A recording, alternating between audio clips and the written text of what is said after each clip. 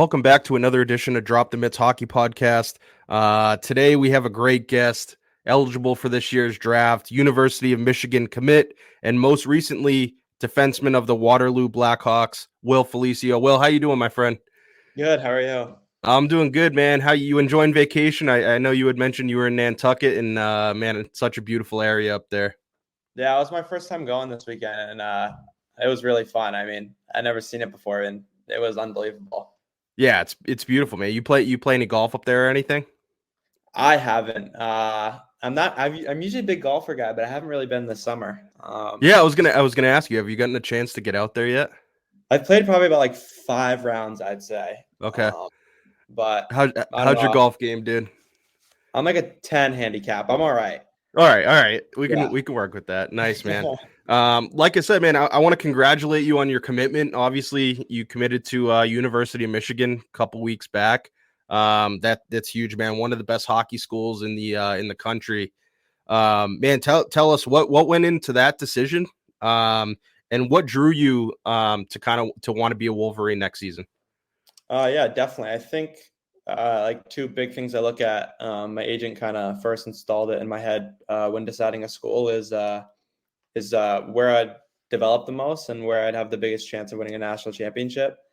And I think after I had a Zoom call and a phone call with Coach Narado for Michigan, they showed me all their analytics and how they play and how they took my clips and how it would fit into their system. And I think it was kind of a no-brainer after I kind of thought to myself after that I think this is the best place that I can develop right now.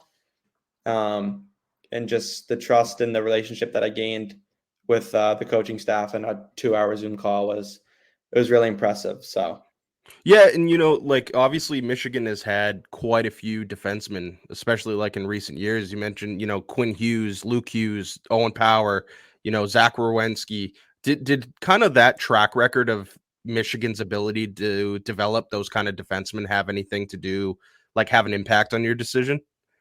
Definitely. I think more like a Seamus Casey and I was about to mention him.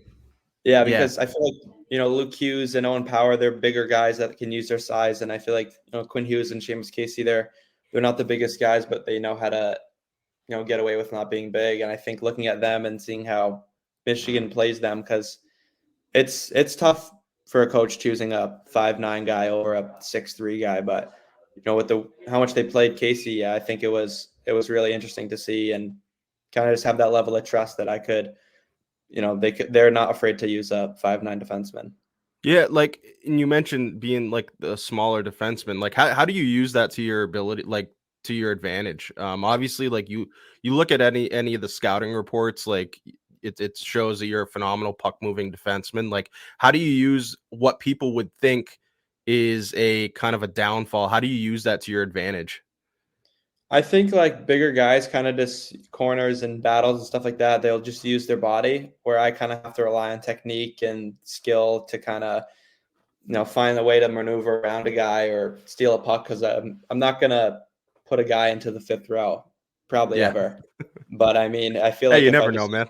If I use technique and skill to kind of just find pockets to get into a guy's hands or stuff like that, I think that's like the best way to do it. I work with a guy, Jonathan Siglet, who does a really good job of teaching that in video and everything like that. So it's really helpful. Yeah, man. In this past season, you started off playing for Madison, for the Capitals. Eventually, you're moved to Waterloo to play for the Blackhawks. Man, what was that adjustment like mid-season? Because obviously, like, with your time at Mount St. Charles, all that, you never really been put in that situation where you're moving halfway through a season. How do you feel like that impacted your game? Having to move halfway through the season, did it benefit you? Was it a tough adjustment? Like, what was kind of going through your head when you were going through that? I think it definitely benefited me.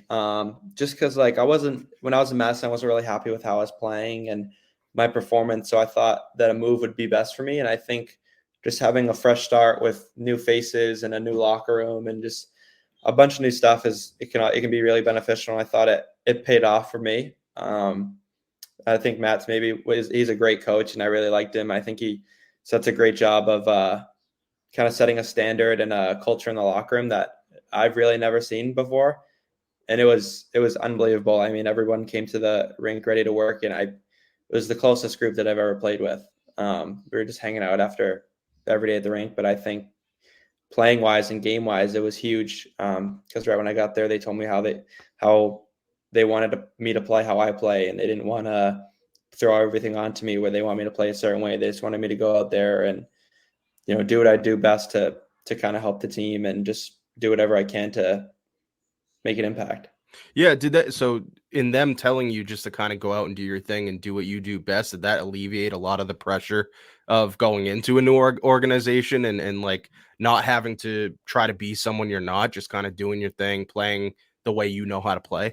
Yeah, definitely. I think, to have a coach be able to work through the speed bumps and the roadblocks that you're going to have is definitely huge, because then you'll realize that they have the trust in you that you're not going to be afraid to turn a puck over trying to make a play. I think turning the puck over is fine, but it's what you do after you turn the puck over is what the big thing is. And I think just them saying that, it kind of let me play loose and free and just kind of took a lot of weight off my shoulder. That it felt good. Yeah, and man, this is your draft year, right? We're about a month away. Man, what kind of things have you been doing to kind of prep for that? Obviously the season's over, but as far as, now and being the off season, what kind of things are you doing to kind of prep for this? Yeah, I mean, just working out, training, skating, stuff like that. Like diets, kind of trying to gain more weight, especially because I'm like we talked about, a smaller guy. So I think gaining more weight is definitely big and working out. But yeah, just kind of balancing everything, being in the gym, being on the ice, and then, taking your time off to go down to the Cape or go to Nantucket, and just like making a balance of everything. So you still have that kind of motivation to go to the gym every day, which, like, the guy who I work out with, Charlie Bando, I mean, I love going to him every day and seeing him, and we put in work for an hour and a half, 2 hours. And then, I go out and I hang out with my brothers or sister, and it's fun. I mean, summer's awesome. So Yeah, man. Yeah, oh, man, I'm so happy it's here.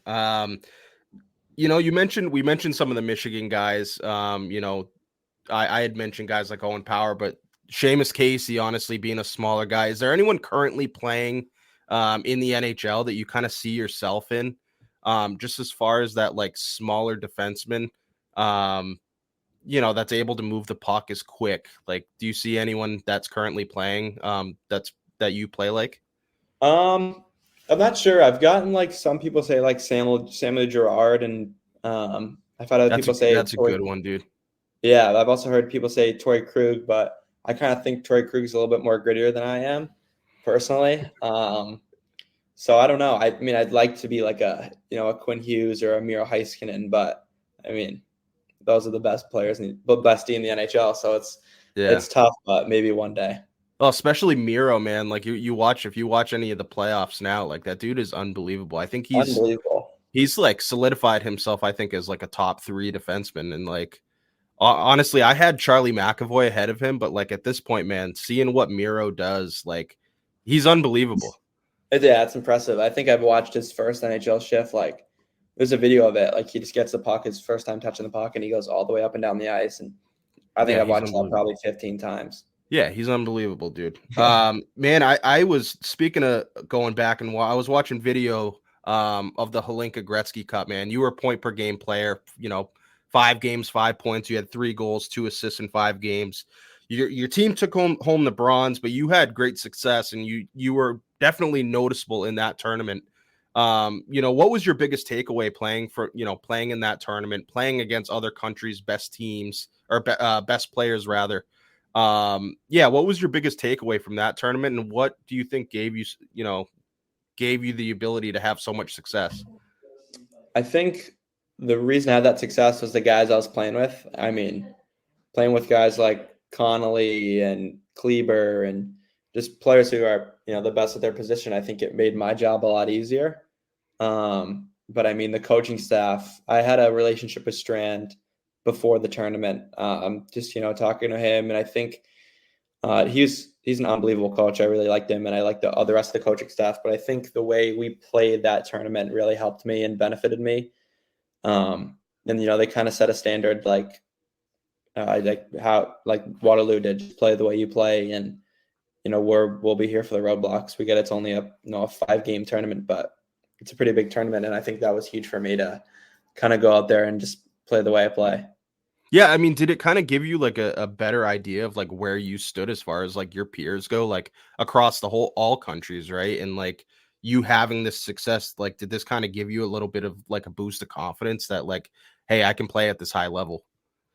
Yeah, I mean, it definitely did. But I never really thought of it that way because, you still have the NTDP guys. You have guys like Cole Yeah, Hudson and yeah, Hensler and people like that. And Rayom, like they're still unbelievable players, and they kind of you have confidence, but you also remember like there's still another list to go up with. And yeah. I mean, I don't think points is the biggest thing, but I think just the way you play and everything will get figured out. Yeah, 100%, man. We mentioned before a lot of the scouting reports, puck moving defensemen, how smart you are defensively. What areas of your game would you say you take the most pride in? I mean, realistically, you want to take pride in all areas of your game, right? But like specifically, is there anything that you think you're more gifted at than other things? And then to kind of caveat off that, what are some areas that you want to work on this off season as you enter your freshman season at Michigan? Yeah, I definitely think my like offensive zone is what I'm best at, my transition game, and I think that's the two areas that I'm best at and what I can show the most. And I think places I need to work on are my defensive zone and kind of just my positioning. Not getting caught too low and learning how to join at the right time and everything. And you can't join every time. You want to pick your spots because I mean you're gonna leave your partner out to dry, but I think, yeah, just D zone and positioning is what I think I need to work on the most, and just kind of doing video with that and going to like 3v3. I think is a great thing to work on stuff like that. Yeah, I was just about to ask you like what type of things do you like? How do you work on something like that? Because obviously it's in game play, but you mentioned video and 3-on-3. Are those like two of the main ways that you're kind of trying to watch yourself and pick up on these things? Yeah, definitely. I think stuff like that, or like going to like doing like a 5v5 game for fun, or 4v4 stuff like that. And then like if I want to, the guy that I work with, Jonathan Siglet, if I want to see like I want to see Quinn Hughes's defensive breakups, like he'll say like, all right, give me 24 hours, and he'll come back with like a 15-minute video of all Wow, Quinn Hughes's breakups that's this unreal, season. man. It's pretty crazy. Yeah, He's really good at his job. he's But a former Bruin, right? Or he used to play in like Providence, I'm pretty sure. I think he did. His brother was a Yeah. goalie. Yeah, yes. Yeah, I'm pretty sure. So That's I unreal, know man. that. So on a whim, 24 hours he can get you all this footage and Mm, you're able to kind of pick apart where, what you're doing. yeah, pretty That's much. that's incredible, man. We mentioned earlier drafts month away, man. You probably got all sorts of emotion, whether anxiety, excitement, whatever it may be. Um, for the teams that are kind of looking at you, looking at your tape, looking at, whatever it may be, what would you say, what kind of player is a team getting in Will Felicio, both on and off the ice? Yeah, I'd say on the ice is like a two-way defenseman that's puck moving, good in the O zone. Takes a lot of pride in all three zones, and then off the ice, just a good kid that wants to get better every day and wants to win. Yeah, that's awesome, man. Awesome, man. I want to get into your early days of playing. Man, who would you kind of credit for getting you into the game of hockey? And obviously, when you made your commitment, I was looking through, man. I was like, holy shit, he's from Holden, which Yeah. not far from me, man. I was like, man, I gotta reach out. Like when you were growing up, did you play locally? Like who kind of got you into the game? Like, who was the one that kind of helped you fall in love with the game of hockey? It's weird. So my dad played in college. He played at Ferris State, and then he got drafted by the Minnesota North Stars. No way. But he never had us play hockey until my sister begged him one day. So it's kind of my sister. I give all kind of most of the credit to my sister for kind of letting us play. Did you kind of get into it late? Did you get into it later? Not really. My sister she's 22, so Yeah. he's older than me, but I think I started getting into it when I was like 5, maybe. Okay. And before I even played a game, I practiced with my brother's team. He's in 03. So I practiced with him.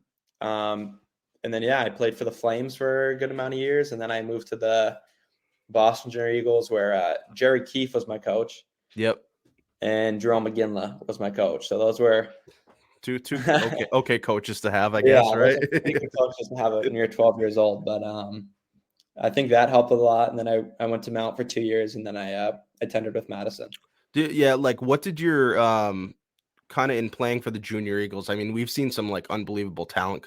Most notably, Will Smith just signed a deal with San Jose. Man, what did that program do for your development? And then also, at what point did you kind of realize, like, holy shit, I can do this. I can play at a high level. Was there a certain age that you kind of like decide to kind of put the pedal to the metal and really take this seriously? Yeah, I think Eagles, I kind of realized that, they were really good development, and especially because, having Jerome McGinley and Jerry Keefe as your coaches certainly doesn't hurt you. But I think just going through that and doing all the skill sessions with them and just learning from people that have been through it. But I was still a kid. I was still 12 years old. So, I mean, I didn't really know if I was good or not or anything like that. I didn't really realize that until Mount, where I kind of knew I might have a shot of hopefully, going to college one day or stuff like that. Kind of taking it seriously and honing in on all the aspects of the game. But I don't know. Yeah. Yeah. What was it like playing for obviously two legends? Like what kind of, like, I'm curious as far as like coaching style, like them who played had such, Aginla had such a long NHL career, and now kind of transitioning to like teaching younger kids. Like, what was his coaching style like? And what was it like playing for him? He loved like the skill game of it. Like he loved like guys like trying the Michigan and stuff like that and doing toe drag. Oh, he was into that. Yeah, he really liked it. Okay. Because we were young, so he wanted us to, develop and gain all of our skills and everything. But I don't know, they were just like, go out and just play how you play, and we'll work on the power play and penalty kill and all that stuff like that. Yeah, because dude, you see a lot of the old timers now like are so against it, and it's like, I know. It's like the new. It's the new wave. It's cool. It's cool to see, like, especially a player of his stature who had skill, but also had that like tough. He was tough as fucking nails. Like, it's kind of cool to see that he was, open to that the new wave, I guess. Mm-hmm. Yeah, and you can see his son Tej, like he's unbelievable. Oh my god, dude, and he's unbelievable. Like having him as his dad, I mean, just how much he can learn from him and just how much he can teach it's unreal. Yeah, man, and kind of going back to your commitment to Michigan, one of the top schools in the country for hockey. I mean, they're in it every year. They have a chance to take home a national championship. For the younger kids that are listening, younger than you, kind of at the point where you were at with the Junior Eagles, what advice would you give them as far as on ice training, off the ice training, and things that they can do to kind of put themselves over the top to give themselves a chance, to play high level hockey, Division I hockey, USHL? Yeah, I think like just always having fun with it. Like never dread going to the rink, and like always make sure you want to go. And I think the second you lose that is kind of the second you're done. And just kind of finding a good balance. You don't have to go train for 24 hours a day or go stick handle every chance you get. Like go out and play golf or have fun with your friends or go to the beach or stuff like that. Just like, don't lose the moments of you like being a kid and having fun, and just everything will come. It's a long road. So I think, put an hour of work, put 2 hours of work in a day and have the rest of the day to go have fun, I think is a big thing. That's awesome, man. I should have asked this earlier on. You had 3 great seasons at Mount St. Charles, which is an unbelievable hockey, team. They've developed a ton of talent, yourself included. Guys like James Hagens, Sacha Boisvert, like just to name a few. I could go on and on all day. Can you kind of speak to what Mount St. Charles did for your development, both, again, on the ice and more importantly, off the ice? Yeah, I think it's huge. I mean, when you're around guys like Hagens and Boisvert 24 hours a day, Hagens was actually my roommate. So Oh, we lived really? together. Yeah. So I think just being around those guys 24 hours a day, and you each want to get better than the other person every day. I think it's Yeah. good because you're fighting against each other, but you all love each other because you're on the same team. And I think it's just so good for your development. And I mean, when you're playing like AAA, you only usually practice on like a Tuesday and Thursday. When you're at Mount, like you can go to the rink at 6 a.m. before school, skate, come back for practice, workout. I think it's just really beneficial for developing.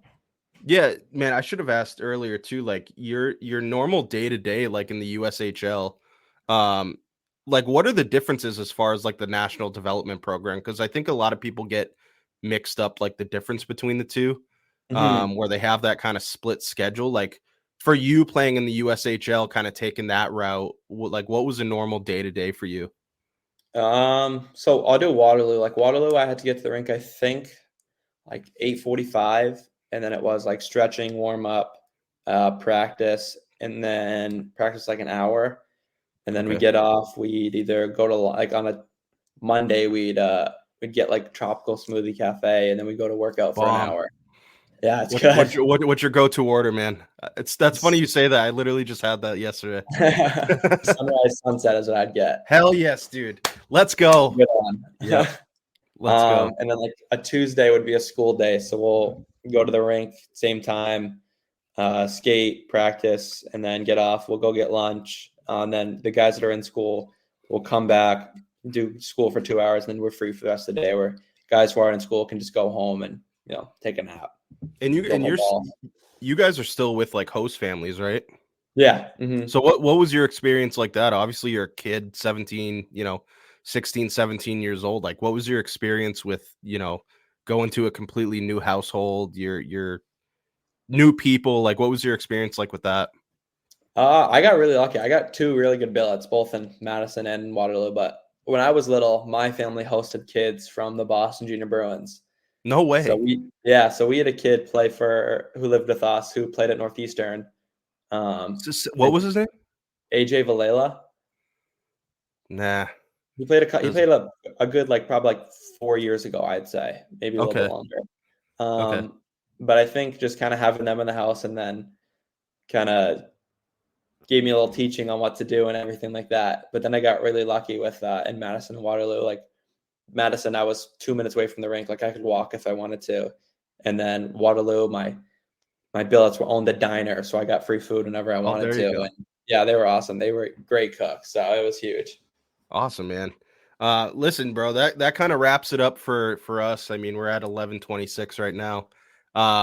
Honestly, man, I can't thank you enough. Taking the time on your vacation to kind of pop in and talk a little hockey. Um, Congratulations again on your commitment. That's huge. Yeah, Can't thanks. wait to watch you at Michigan. Best of luck in the with the draft coming up, man. Any team is going to be lucky to have you on their team. The only gripe that I have about you, man, is that I need to get you a different hat because that is putrid. I got it for Christmas, so We'll let that one slip. But yeah, man, that wraps it up. So I can't thank you again. Thank you enough. perfect. Yeah, thank you very much. All right, man. Take care. Yep, bye. Bye.